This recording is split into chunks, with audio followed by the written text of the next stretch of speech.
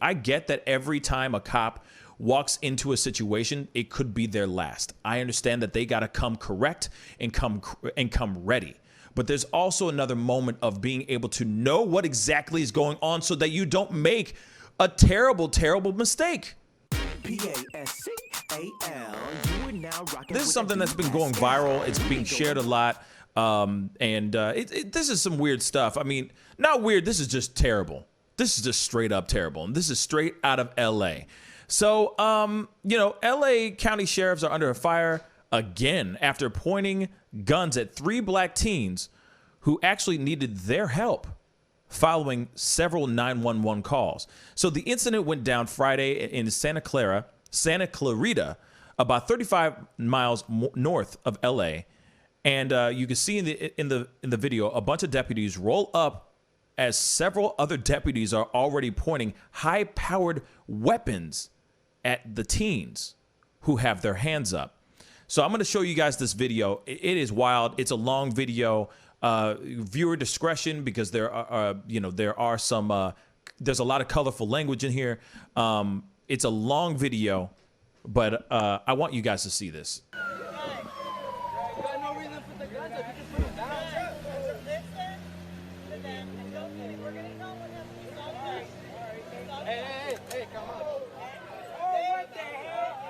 Look at that.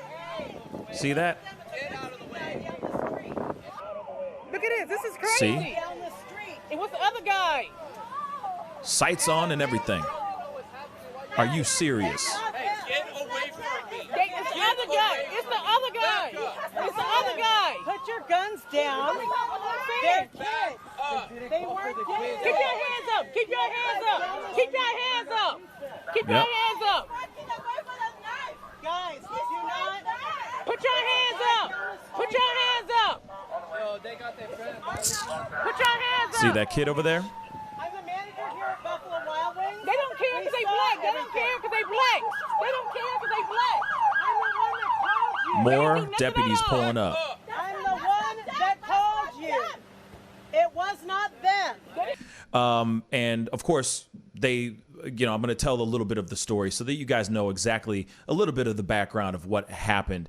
So Tammi Collins, the mother who's actually holding the phone, who's actually taping this whole incident, she is the mother of one of the teens, and she says her son and a couple of her friends were sitting at a bus stop when a homeless man asked if they had any crack on them, and then tried to steal their stuff.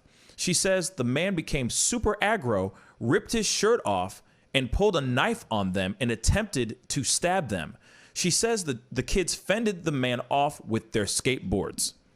Then she says that several 911 calls were placed, and all but one claimed the boys were the victim. But one caller said told the dispatcher 2 black guys were attacking a homeless man. So, out of nowhere, these deputies pop up. These cops show up full on, ready to go with their rifles and everything like that. It is absolutely nuts. And what's crazy is that everybody on the sidelines, everybody who's on the sidewalk watching everything, is trying to tell the cops that they got the wrong people. And these cops were not listening at all. They were ready to rock and roll. And that's what's so sad about this situation. These are the moments when I get upset, because it's like there was a possibility that one of those kids could have been killed, all because of misinformation, the wrong information being put out there. Jack, what do you think on this? It's messed up, obviously. So the county sheriffs later revealed that they were responding to a different call in which someone claimed that the teens had attacked the man with the skateboards. Despite the mix-up, bystanders chastised the officers for pulling their guns on a group of unarmed teens. One of the sheriffs responded by saying skateboards are still considered deadly weapons. This is like you just said, they listen to one call, they don't hear the other multiple calls that go in about the same incident, and they choose to pick, one of the calls to respond to, not the other ones.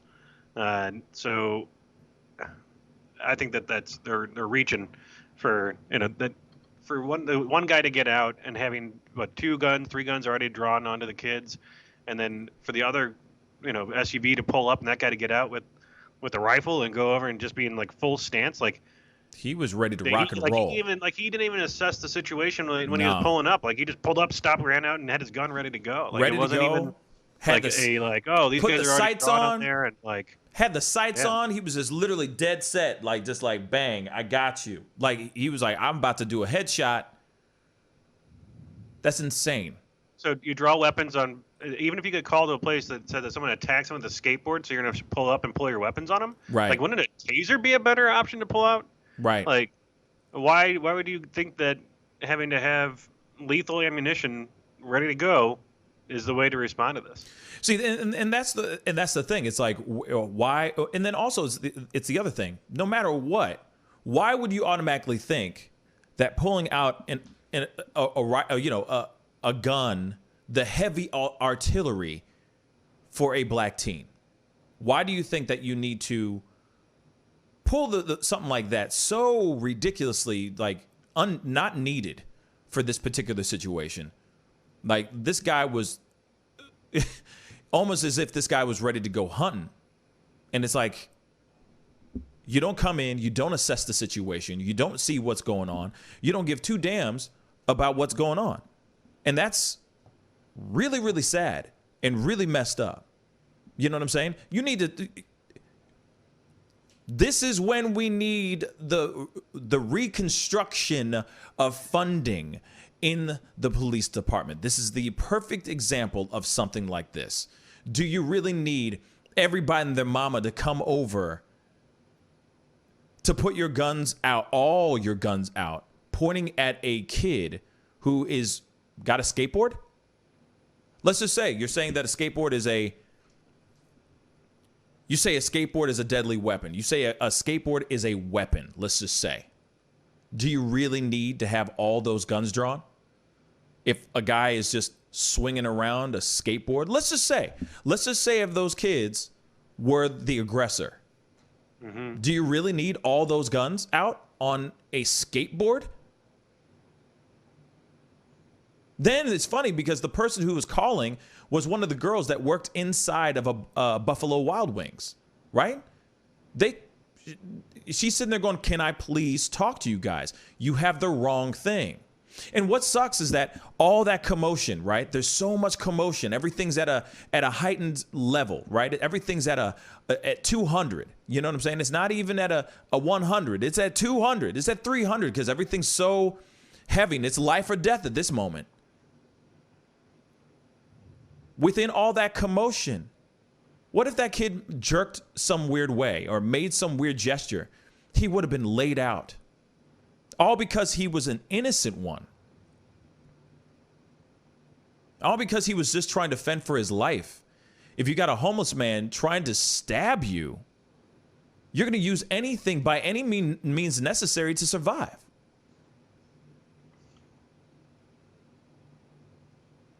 There was no need for all of that heavy artillery for those kids. You should have taken the time to assess the situation just for a second before you start. Because what if that homeless man, let's just say, what if that homeless man got up, still had the knife in his hand, and ran up to the kid and stabbed him during this time?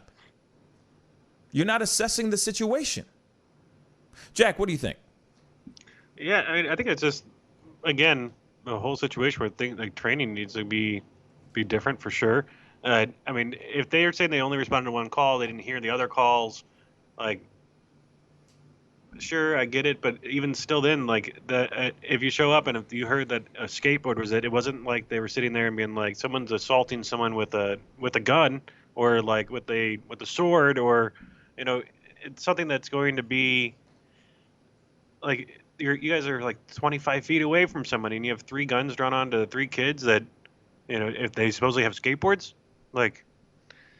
it seems excessive and not the right protocol. And even within, if another SUV pulls up and goes to the other side of the road, do you think it's like, I don't know if it's the right tactical move or even the right way that they're supposed to do it. Like, you think he's supposed to get out of his car and like just run across the street, like, and not be underneath like cover like for that amount of time? Like, I think that even that whole way that he approached that running across the street made things even seem like it was more of a dangerous situation than it was. Yeah. Yeah. Like, Somebody just said something on here, and I want to respond to this comment. They said, Barb, thank you, Barb, for the comments. She said, cops didn't know what the hell was going on. Why shame them for using caution? I put my hands up every time I get pulled over. They don't know what to expect. Give them a minute to assess the situation. I totally understand that. I'm totally with that. I get that. I get it.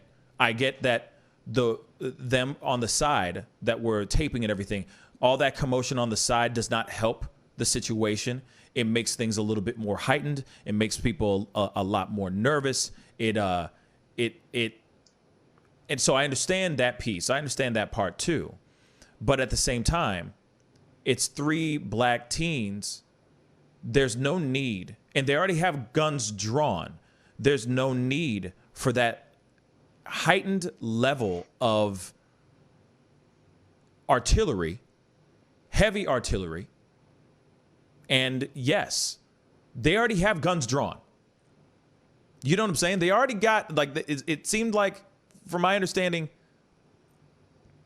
there's 2 cops that were already there that got each other 6 already. There was no need for the 3rd guy to come up with his gun. It would have been nice if he just walked over and said, hey, what is going on here? So that I know what's going on.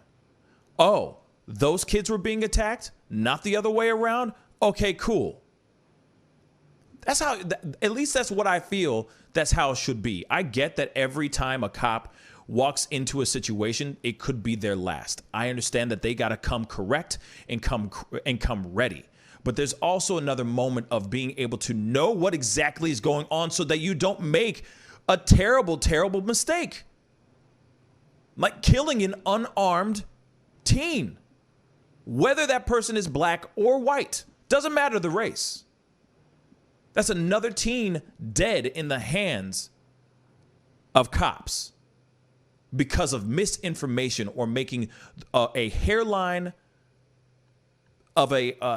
fracture of a split-second decision that becomes a dire and dreadful and violent decision. We don't need more of those things. But it's a damn shame that these kids who are just fighting off, that were trying to fight for their life, for not getting killed by a homeless guy asking them for crack, that they are still the ones having to put their hands up, back up, and they're the ones who get arrested first. That's a shame. These cops should have gone in, assessed the situation before all that stuff. I get the first part, putting your gun out. I get that because you don't know what's going on. But once you find out what's going on, you put the guns, you holster the guns, or you point the guns towards the homeless guy if he was still there. Anyway, that's just my 2 cents on that. I just think it's a real damn shame. Pascal, you are now rocking with that dude Pascal. We be going wild.